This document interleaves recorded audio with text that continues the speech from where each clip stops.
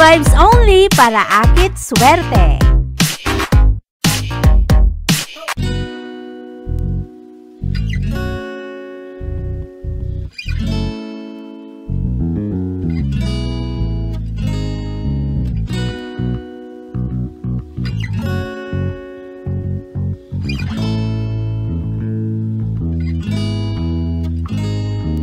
Eto na naman po, pinakasikat na channel natin din to.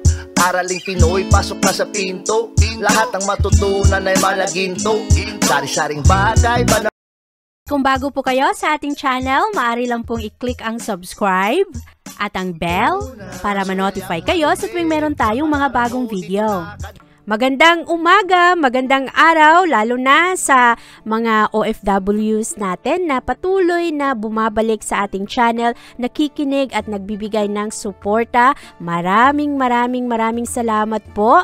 At sa mga may birthday ngayong araw, happy birthday po sa inyo.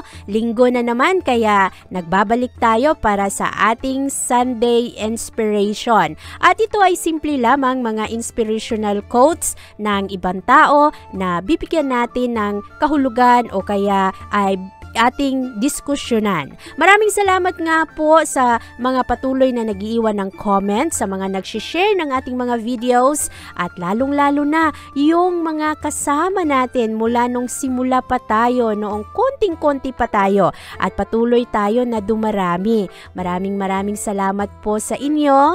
Sa araw na ito, pag-uusapan natin ang kasabihan ni Theodore Roosevelt. Kayo ba ay merong tiwala sa inyong sariling kakayahan? Marami sa atin kulang sa kumpiyansa. Kaya ang kasabihan natin sa araw na ito, believe you can and you're halfway there. Ito ay ayon kay Theodore Roosevelt. O nga pala, bago tayo magpatuloy, gusto ko lang mag-shoutout kay Rosita Magbanwa. Maraming salamat kay Almon Santiago at kay Caroline Solis. Maraming salamat sa mga nag-iiwan ng heart sa ating channel. Angelina D. Andres. At maraming salamat kay Daniel Fernandez.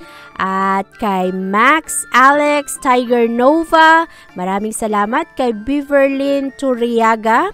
Mag-iwan lang po kayo ng inyong mga comment at magkakaroon tayo ng shoutout, lalong-lalo na kada linggo. At maraming salamat. Ito talaga si Jenny Lynn ay palaging bumabalik sa ating channel, lalong-lalo na si Christina Di Tablan. Mula noon hanggang ngayon, maraming salamat Christina, nandyan ka pa rin. At maraming salamat rin kay Jonah Villares, kay Joy Mendoza, at sa lahat ng mga patuloy na nagsishare sa ating mga channel.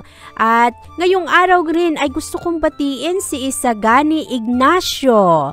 Kumusta kayo? At sana ay nasa maayos kayong kalagayan. Sana happy ang mga lagi nating nakakasama. Sana happy kayo, ang inyong mga kapamilya, ang mga mahal ninyo sa buhay. Sana malusog, walang problema, para good vibes lang tayong lahat. Maniwala ka na kaya mo at nasa kalagitnaan ka na. Ang inspirasyonal na kasabihang ito ni Theodore Roosevelt ay isang makapangyarihang paalala sa kahalagahan ng pananampalataya sa sarili at sa mga kakayahan mo bilang tao. Ito ay naglalaman ng ideya na ang paniniwala sa iyong sarili at sa iyong potensyal ay isang mahalagang hakbang patungo sa pagtupad ng iyong mga layunin at pangarap. Kapag naniniwala ka sa iyong sarili at sa iyong potensyal, ikaw ay nasa kalagitnaan na ng daan patungo sa tagumpay na iyong inaasam-asam. Una sa lahat, ang pananampalataya sa sarili ay ang pundasyon sa ilalim ng lahat ng mga tagumpay. Nang walang pananampalataya sa sarili, mahirap mangalap ng motibasyon at determinasyon na kinakailangan upang tuparin ang iyong mga pangarap. Kapag naniniwala ka sa iyong kakayahan, itinatag mo ang isang positibong pananaw na makakatulong sa iyo na magpatuloy kahit na harapin ang mga pagsubok. Bukod dito, ipinapakita ng kasabihang ito ang ideya na ang paglalakbay tungo sa tagumpay ay kadalasang nagsisimula sa isang hakbang lamang. Ang hakbang na paniwalaan ang iyong sarili. Kapag meron kang ganitong paniniwala sa sarili, mas malamang na magtangkang kumuha o tumanggap ng mga risky na sitwasyon, subukan ang mga bagong bagay at magpatuloy sa kabila ng mga pagkatalo. Hindi ka susuko.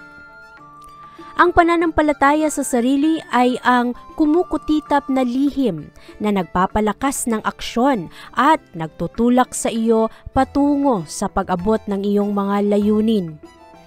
Binibigyang diin ng kasabihang ito na kalahati ng laban ay natatapos sa pamamagitan ng pananampalataya. Ito ay dahil ang kumpiyansa at pananampalataya sa sarili ay maaring magdala ng mga pagkakataon at suporta mula sa iba. Kapag merong kang pananampalataya sa sarili, ikaw ay nagbibigay inspirasyon ng kumpiyansa sa mga taong nasa paligid mo. At mas malamang na mangyari ang kanilang pananampalataya sa iyo. At ito ay magbibigay rin ng kanilang kumpiyansa na kaya mo ring abutin kung anuman ang iyong mga pangarap. Sa pagwawakas, ipinapakita ng kasabihang ito ni Theodore Roosevelt ang transformatibong kapangyarihan ng pananampalataya sa sarili. Ito ay naglilingkod na paalala na ang paniniwala mo sa iyong mga kakayahan ay ang unang hakbang sa daan patungo sa tagumpay. Kapag naniniwala ka sa iyong sarili, hindi lamang ikaw ay nagpapalago ng positibong pananaw, kundi ito rin ay nagdudulot ng mga pagkakataon at suporta na ginagawang mas madali ang pagtugon sa mga pagsubok at pag-abot ng iyong mga layunin. Kaya't yakapin ang pananampalataya sa sarili sapagkat ito ang susi sa pag-unlock ng iyong potensyal at pagkamit ng iyong mga pangarap.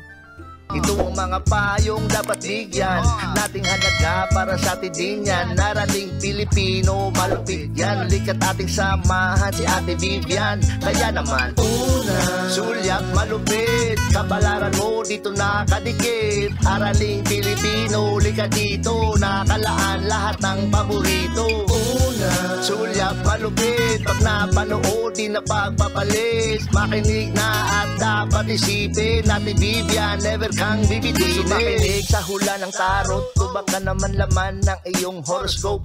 Kahit ano pa, dumito ka na. Araling Pilipino na ang kakana.